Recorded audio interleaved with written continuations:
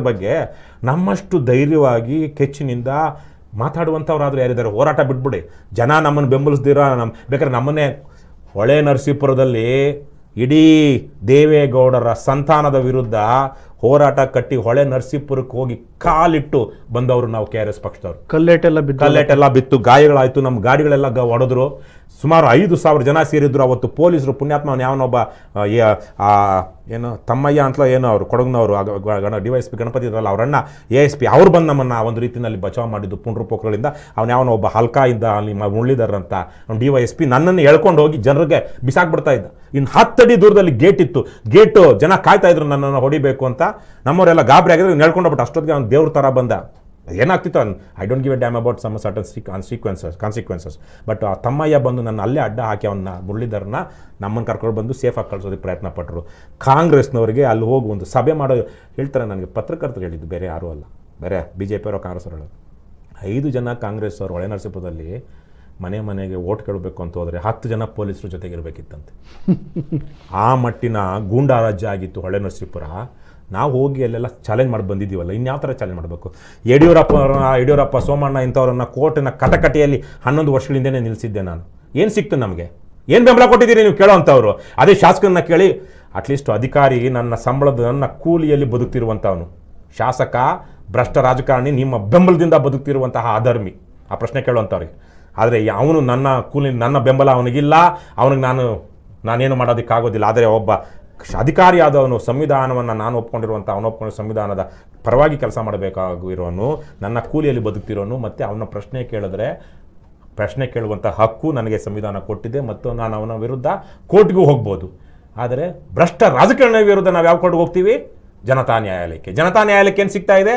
ನಮ್ಮಂಥವರಿಗೆ ಚಪ್ಪಲಿ ತಗೊಂಡು ಜನತಾ ನ್ಯಾಯಾಲಯದಲ್ಲಿ ಹೊಡಿತಾ ಇದ್ದಾರೆ. ಚಪ್ಪಲಿ ತಗೊಂಡು ಜನತಾ ನ್ಯಾಯಾಲಯದಲ್ಲಿ ತೀರ್ಪು ಕೊಡಬೇಕಾಗಿರುವಂಥ ಜನರು ನಮ್ಮನ್ನು ಹೊಡಿತಾ DK ಶಿವಕುಮಾರ್ ಅಂಥವ್ರನ್ನ, ಜನಾರ್ದನ್ ರೆಡ್ಡಿ ಅಂಥವ್ರನ್ನ, ಕಟ್ಟಾ ಸುಬ್ರಹ್ಮಣ್ಯ ನಾಯ್ಡು ಅಂಥವ್ರನ್ನ, ಕೃಷ್ಣೇಶ್ ಶೆಟ್ಟಿ ಅಂಥವ್ರನ್ನ, ಸಂಪಂಗಿ ಅಂಥವ್ರನ್ನ, ಸಿದ್ದರಾಮಯ್ಯ ಅಂಥವ್ರನ್ನ, ವಿಜೇಂದ್ರ ಅಂಥವ್ರನ್ನ ಲಕ್ಷಗಳ ಸಂಖ್ಯೆಯ ಬಹುಮತದಲ್ಲಿ ಗೆಲ್ಲಿಸ್ತಿದ್ದಾರೆ. ಇವತ್ತು ಯಾರ್ದು ತಪ್ಪು ಸ್ವಾಮಿ? ನಮಗೇನು ಧೈರ್ಯ ಇಲ್ಲ ಅಂದ್ಕೊಂಡಿದ್ದೀರಾ? MLAಗಳನ್ನ ಪ್ರಶ್ನೆ ಮಾಡೋ ಧೈರ್ಯ ತಾಕತ್ತು ನಮಗಿಲ್ಲ ಅಂದ್ಕೊಂಡಿದ್ದೀರಾ? ಪ್ರಶ್ನೆ ಮಾಡೋದಕ್ಕೆ ಅಲ್ಲಿ ಹೋದಾಗ ಅವರು ಗೂಂಡಾಗಳನ್ನು ಬಿಡ್ತಾರೆ, ಪೊಲೀಸರು ಬಡಿತಾರೆ ನಮ್ಮನ್ನು. ಅಲ್ಲೇ ನ್ಯಾಯ ನೀತಿ ಇರುತ್ತೆ, ನೀವು ಬಂದು ರಕ್ಷಣೆ ಕೊಡ್ತೀರಾ? ಅದೇ ಅಟ್ಲೀಸ್ಟ್ ವಿಡಿಯೋ ಇದ್ರೂ ಏನು ಮಾಡ್ಕೊಳ್ಳೋದಕ್ಕಾಗೋದಿಲ್ಲ. ಅಟ್ಲೀಸ್ಟ್ ನಾವು ಸರ್ಕಾರಿ ಅಧಿಕಾರಿಗಳ ಹತ್ರ ಹೋದಾಗ, ಆದರೆ ಇದೇ ಸರ್ಕಾರಿ ಅಧಿಕಾರಿಗಳೇ ಮಾಡೋ ತಪ್ಪನ್ನು ನಾವು ತೋರಿಸಿದಾಗ ನಮಗೊಂದಷ್ಟು ಶಕ್ತಿ ಇದೆ, ಮುಂದಕ್ಕೆ ಅದು ಬರುತ್ತೆ. ಇವತ್ತು ಹೇಳಿದಿರಲ್ಲ, ಜನ ಜಾಸ್ತಿ ಆದಷ್ಟು ಒಬ್ಬ MLA ಶಾಸಕನೋ ಮಿನಿಸ್ಟರ್ ಬರ್ತಾರೆ, ಕಳ ಕಳ ಕಳ ಕಳ ತೂಕಳ ಚೀಕಳ ಅನ್ನುವಂಥ ಸ್ಥಿತಿಯನ್ನು ನಾವು ತಲುಪ್ತೀವಿ. ಆ ಮಟ್ಟಿಗೆ ಜನ ಇದು ಸಿದ್ಧ ಆಗ್ತಾರೆ.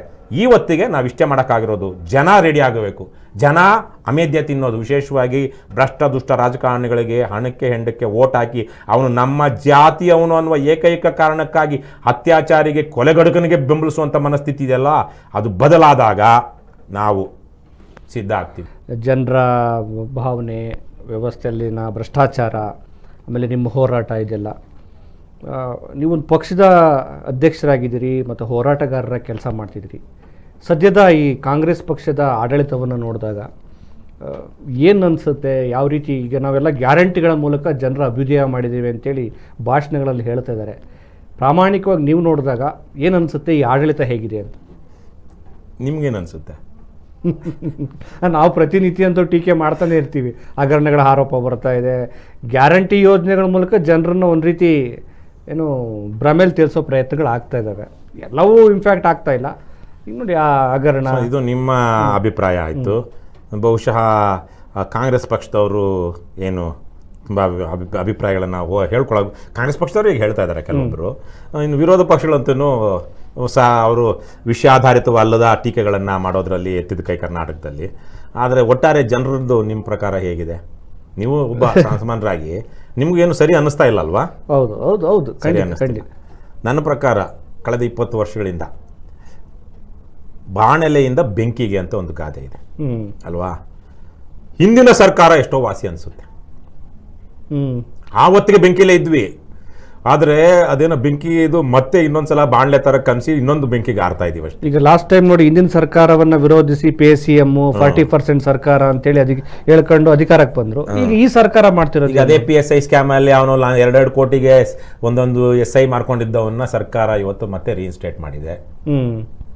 40% ಇರೋದು 60% ಆಗಿದೆ. ಸಿದ್ದರಾಮಯ್ಯ ಎರಡನೇ ಅವಧಿಯ ಸಿದ್ದರಾಮಯ್ಯನಿಗಿಂತ ಬಸವರಾಜ ಬೊಮ್ಮಾಯಿ ಉತ್ತಮ ಮುಖ್ಯಮಂತ್ರಿ. ಬಸವರಾಜ ಬೊಮ್ಮಾಯಿಗಿಂತ ಎರಡನೇ ಅವಧಿಗೆ ಮುಖ್ಯಮಂತ್ರಿಯಾದ ಯಡಿಯೂರಪ್ಪ ಉತ್ತಮ ಮುಖ್ಯಮಂತ್ರಿ. ಯಡಿಯೂರಪ್ಪರಿಗಿಂತ ಅವರ ಹಿಂದೆ ಮುಖ್ಯಮಂತ್ರಿ ಆಗಿದ್ದಂಥ ಕುಮಾರಸ್ವಾಮಿ ಉತ್ತಮ ಮುಖ್ಯಮಂತ್ರಿ. ಕುಮಾರಸ್ವಾಮಿಗಿಂತ ಮೊದಲ ಅವಧಿಗೆ ಮುಖ್ಯಮಂತ್ರಿ ಆದಂಥ ಸಿದ್ದರಾಮಯ್ಯ ಉತ್ತಮ ಮುಖ್ಯಮಂತ್ರಿ. ಸಿದ್ದರಾಮಯ್ಯನಿಗಿಂತ ಹಿಂದೆ ಇದ್ದಂತಹ ಜಗದೀಶ್ ಶೆಟ್ಟರ್ ಸಿದ್ದರಾಮಯ್ಯನಿಗಿಂತ ಉತ್ತಮ ಮುಖ್ಯಮಂತ್ರಿ. ಅಂದರೆ ಅಧಮರೆಲ್ಲಾನು ಒಂದು ಅಧಮ ಸ್ಥಾನದಿಂದ ಇನ್ನೊಂದು ಅಧಮ ಸ್ಥಾನಕ್ಕೆ ನೆಕ್ಸ್ಟ್ ಒನ್ ಬರ್ತಿದ್ದಾರೆ. ಇವತ್ತು ಹಿಂದೆ ಆವತ್ತಿಗೆ ಇವತ್ತು ನಾವು ಹೋಲಿಸ್ಕೊಂಡ್ರೆ 30 ವರ್ಷಗಳ ಹಿಂದೆ ರಾಜಕಾರಣದಲ್ಲಿ ಇದ್ದಂಥವ್ರು ಪುಣ್ಯಾತ್ಮರ ಥರ ಕಾಣಿಸ್ತಾ ಇದ್ದಾರೆ. ಅಂದರೆ ಹಂತವಾಗಿ ಇದು ಅವ್ಯವಸ್ಥೆ ಕುವ್ಯವಸ್ಥೆ ಈಗ ಏನೇನು ವ್ಯವಸ್ಥೆ ಒಳ್ಳೆಯ ವ್ಯವಸ್ಥೆ ಸುವ್ಯವಸ್ಥೆ ಅವ್ಯವಸ್ಥೆ ಅಂತಿರಲ್ವಾ, ಈ ಹೊತ್ತಿಗೆ ಇರುವಂತಹದ್ದು ಕಡುಭ್ರಷ್ಟ ಏನಂತೀರ ಅನೈತಿಕ ಸರ್ಕಾರ. ಇವತ್ತಿನ ಗ್ಯಾರಂಟಿ ಯೋಜನೆಗಳು ಸರ್ಕಾರಕ್ಕೊಂದು ಒಳ್ಳೆ ಜನರಿಗೊಂದು ಶಕ್ತಿ ಕೊಟ್ಟಿದ್ದಾವೆ ಅಂತ ಹೇಳ್ತಿದಾರಲ್ಲ, ಇರಬಹುದು. ವಿಶ್ವಸಂಸ್ಥೆನೇ ಇದ್ರ ಬಗ್ಗೆ ಒಂದು ಅಪ್ರಿಷಿಯೇಟ್ ಏನೋ. ನಾನು ಗ್ಯಾರಂಟಿಗಳ ಬಗ್ಗೆ ಮಾತಾಡೋದಿಲ್ಲ, ಯಾಕೆಂದ್ರೆ ನೋಡಿ ಸುಮಾರು ವರ್ಷಕ್ಕೆ 40-50 ಸಾವಿರ ಕೋಟಿ ರೂಪಾಯಿ ಇವತ್ತು ಗ್ಯಾರಂಟಿಗಳ ಮೂಲಕ ಜನರಿಗೆ ತಲುಪ್ತಾ ಇದೆ. ಇಲ್ಲಾಂದ್ರೆ ಈ ದುಡ್ಡು ಏನಾಗ್ತಿತ್ತು?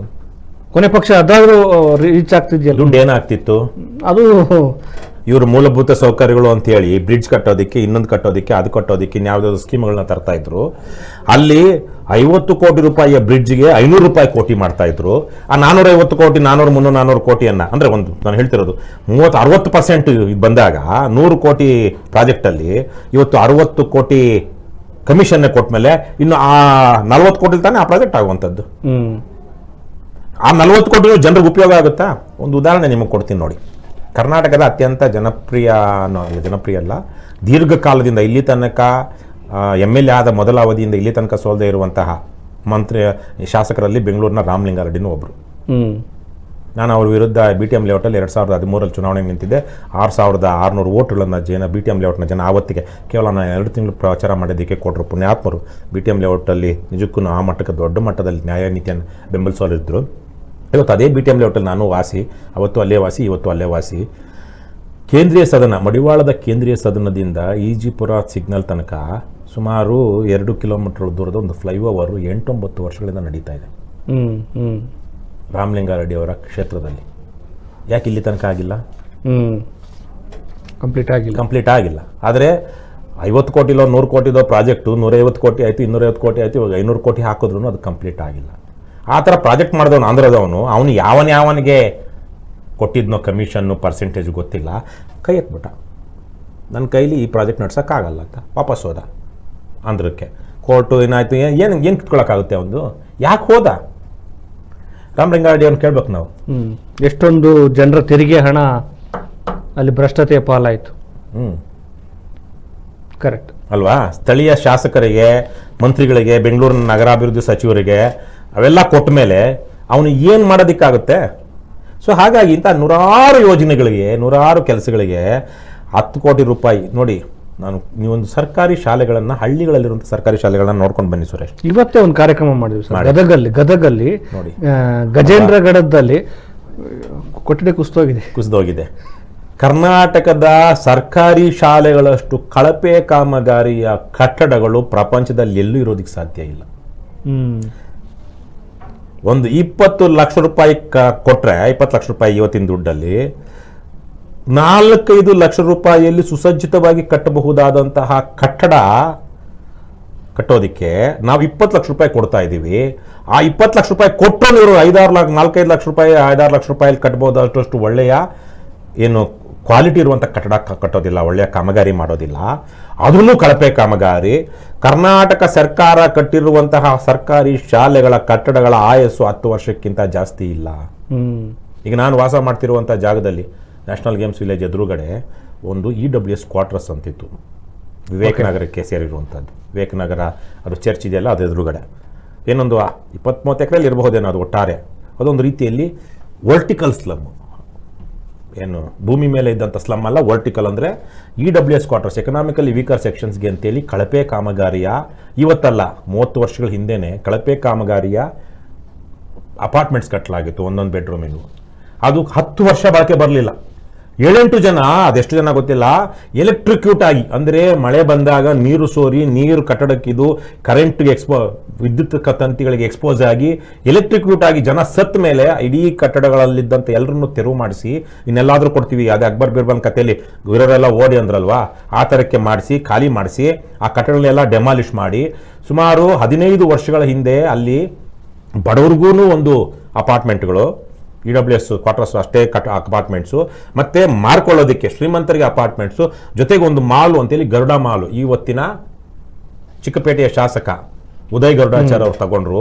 15 ವರ್ಷ ಆಗಿದೆ, ಇವತ್ತಿಗೂ ಕಂಪ್ಲೀಟ್ ಆಗಿಲ್ಲ. ನಾನು ಅದಕ್ಕೆ ಬರೋದಿಲ್ಲ, ಅದರಿಂದ ಹಿಂದಕ್ಕೆ ಹೋಗಿ ಅದೇ ಹೇಳ್ತಿದ್ದೀನಲ್ವಾ, ಆ EWS ಕ್ವಾರ್ಟರ್ಸು 10 ವರ್ಷ ಬಾಳಿಕೆ ಬರಲಿಲ್ವಲ್ಲ, ಅದನ್ನು ಕಟ್ಟಿದ ಅವನಿಗೆ ಚಪ್ಪಲಿ ತಗೊಂಡು ಹೊಡೆದಿದ್ರೆ ಏನು ಮಾಡೋಕ್ಕಾಗಲ್ಲ, ಕಾನೂನಲ್ಲಿ ನ್ಯಾಯ ಸಿಗ್ತಾ ಇಲ್ಲ. ಜನ ಅಲ್ಲಿ ಸತ್ತಂತಾರ ಕುಟುಂಬಗಳಾದರೂ ಹೋಗಿ ಅವ್ನು ಚಪ್ಪಲಿ ತಗೊಂಡು ಹೊಡೆದಿದ್ರೆ ಕಾಂಟ್ರಾಕ್ಟರ್ಗೆ ಮಾಡಿದವನಿಗೆ ಒಂದು ಬದಲಾವಣೆ ಆಗ್ತಾಯಿತ್ತು. ಪರಿಸ್ಥಿತಿ ಎಲ್ಲಾಗಿದೆ.